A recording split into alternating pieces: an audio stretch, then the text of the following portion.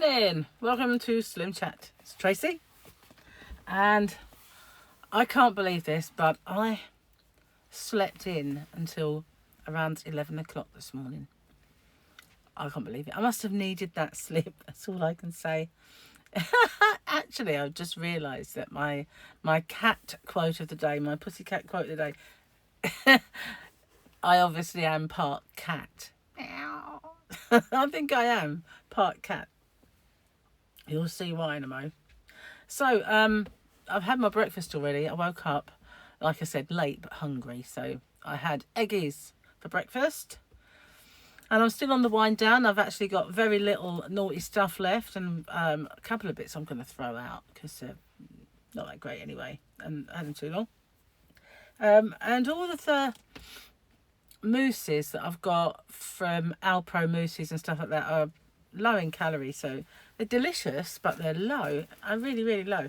So they're fine. I can keep on with those. I've got leftover casserole for dinner. I was going to make dinner for Gary. He said he wanted a toad in the hole. And I haven't made one of them. Well, I don't know how long. I really don't know how long I haven't made toad in the hole for. Probably because Paul was okay with it. Mike didn't like sausages. He likes cheap sausages. Richmond sausages.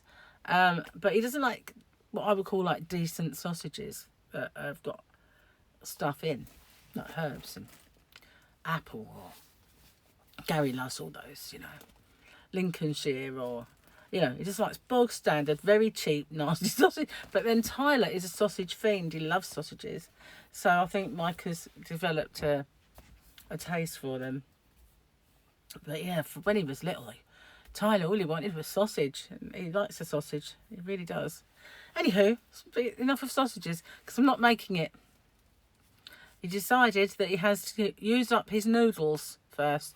So, no, I'll do that tomorrow. I'm not keen on it, personally. It's not that I don't like it. I do, but I don't really do batter. You know when people have their roast dinner, and there's a thing over in this neck of the woods, this country, called Yorkshire pudding. You've probably heard of it. And it is a batter pudding, and it rises, and I eat one of them at best, but quite often none. And if it's, I don't know, a very rare occasion, I might have two, but I'm not keen, they're okay. I can do one. But Gary and his family, well, his son and daughter, they have been known to have a pile each. And I can remember once we went to a firework display up at Leeds Castle. And not in Leeds. It's called Leeds Castle, but it's not in Leeds. It's in Leeds Maidstone. And it's a lovely place. I will do some out and abouts there pretty soon. And they've got a Christmas market as well, so we might even go there. But anyway, Leeds Castle, firework display every year. And this particular year we went, they always do it to music, like classical music or decent sort of beaty music. And they light up the castle and they do these fireworks. It's really nice. Anyway, we went there and Gary took carrier bag full of Yorkshire puddings. They ate a lot. They loved them. They just devoured them. But now when they come for dinner, they don't tend to eat that many of them, but they used to. And I'm not kidding, it was a carrier bag full. We went home without any. And in the cold, I did eat a few, but not like they did. They put jam on them, things like that. Crazy people, crazy. But yeah, I'm not keen on batter, especially when sausage seeps into the flavour of the batter. When I was a child and my mum used to make it, I really didn't like it that much. And we'd occasionally have it for school dinner and it would be like, oh, really? My least favourite, well, no, pilchards. Pilchards was my least favourite school dinner. That's child abuse, making a child eat like peaches, pilchards in tomato. Why would they do that to you? Sick is what that is. And not sick in a good way. Sick in a bad way. Oh, do you remember school dinners, guys? What was your worst nightmare for school dinner? Obviously, pilchards and toad in the hole were my ones that I really, really hated. And salad. What was... for a child, giving them that. And there was always this coleslaw that was strangely hot. you know, spicy. Bizarre, really. How it had that heat, I'll never know. Because it's usually a cool thing, but no. Fizzy, horrible, weird coleslaw on their salad. Salad, don't like salad much anyway, but I'll eat one a year. Or maybe two at a pinch. But I'm not keen on them. Yeah. Anyway, so what was your worst school dinner? I mean, back in the day, school dinners were good.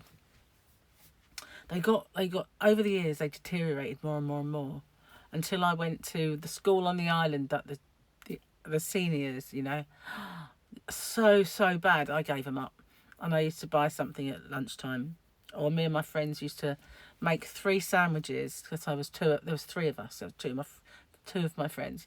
We'd make 3 sandwiches and we'd swap one each. So we'd all have one of each. And Sharon always made peanut butter. I always made cheese. And Jill always made jam. So we'd have... we'd save the jam one for pudding, obviously. But we'd have peanut butter, cheese and jam, like one each. Weird things you used to do when you were a kid. So anyway, because school dinners were atrocious, they used to do things like have a roast dinner, but the potato content was crisps. I mean, really, chips, that is, you know. And I don't mean like chipsticks or fries of any kind. I mean, actually sliced potato that's been fried and it's crisps with gravy, for crying out loud.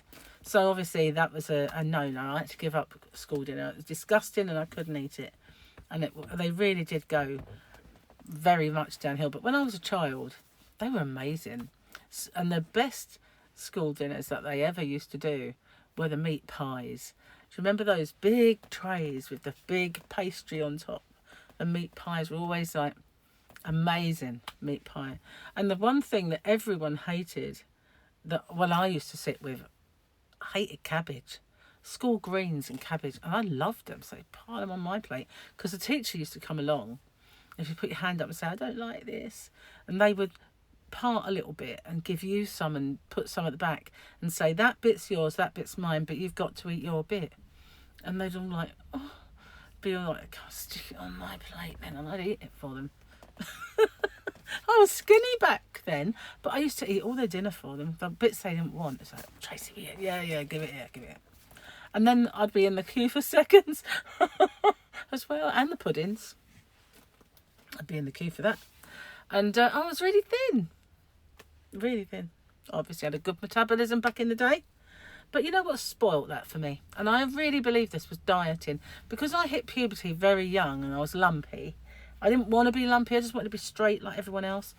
So I started dieting. It was a bit of a yo-yo diet thing, you know. You diet, but then mum's made roast. You know, not really going to like. So I could put a little bit more on, and then I'd diet, and I put a little bit more on, and then I'd diet, and then I put a little bit more on. And so that started the whole ruining of the metabolism. But I do feel that if I had never done that, I would never be fat. I would just be lean. Annoying. So Pussycat quote of the day. It's definitely me. Humans waste energy fecklessly. Unlike we cats who spend quality time conserving energy, they rush around doing pointless activities like work, shopping and cooking instead of simplifying their lives into energy intake, snack. Energy conservation, catnap. Energy restoration, snack again. More energy conservation for digestion, catnap again. And so on. And this is obviously me, isn't it? Snack. Mega sleep. So yeah, movie quote of the day yesterday was, I believe that whatever doesn't kill you simply makes you stranger. Well, that was a hard one, guys, but it was The Dark Knight. It was a Joker. And as Karen Marchetto pointed out, it was also Nietzsche, but he didn't say stranger, he said stronger. So, yeah.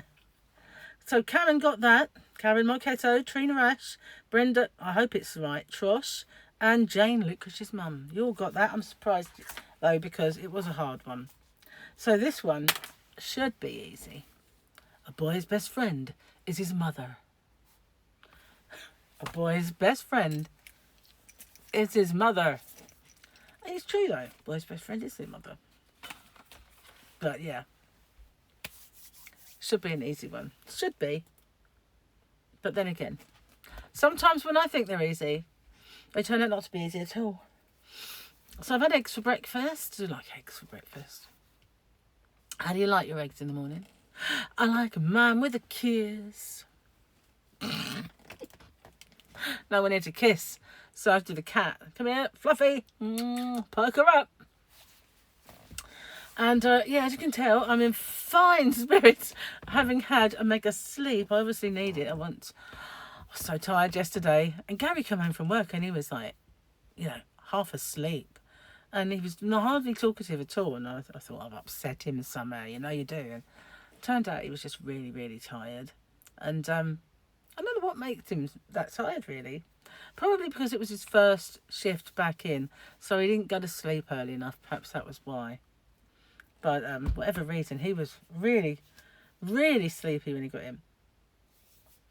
And he sort of came in and went, no dinner then. And I felt really bad. You know, like you think, was I supposed to cook?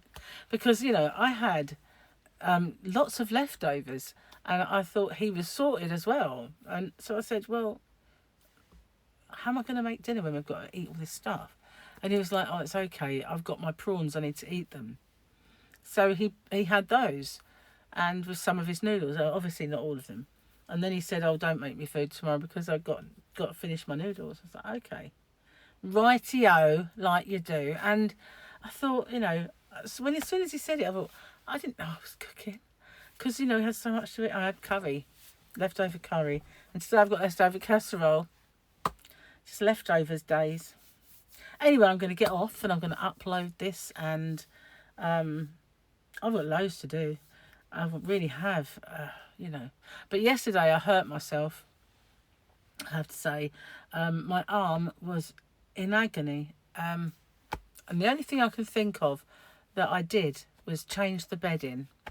And on my own. And you're stretching to put the fitted sheet in. And then you're struggling with the duvet. And I'm vertically challenged, you know. So, and my arm span is as big as it is. So I have developed ways of getting duvet into duvet cover that is imaginative and it works, but obviously it's strenuous and you're shaking it and everything else. I think my arm just had enough, and so I woke up in the night with it absolutely caning me, and I hadn't slept on it or anything. And I have about here, you can't find them at the moment, but you know that dip where your breastbones are.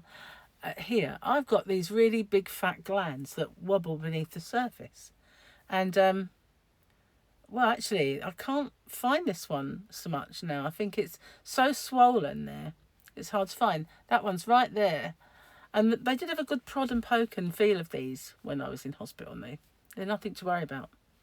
So I mean, they've always been the same. It's not like it is a new occurrence. They've always been there. So yeah, I've got lots of swelling, and you know, so I've got to take it easy with the arm today, give it a bit of a rest. Anyway, thanks for watching. Stay safe and take care. Also, I haven't dyed my hair yet, so I've got that to do. Might be a bit of a tall order today with the bad arm, but we'll see if it, you know, feels up to it. So bye for now, and I'll see you on the next one. Good luck with the movie quote. Bye for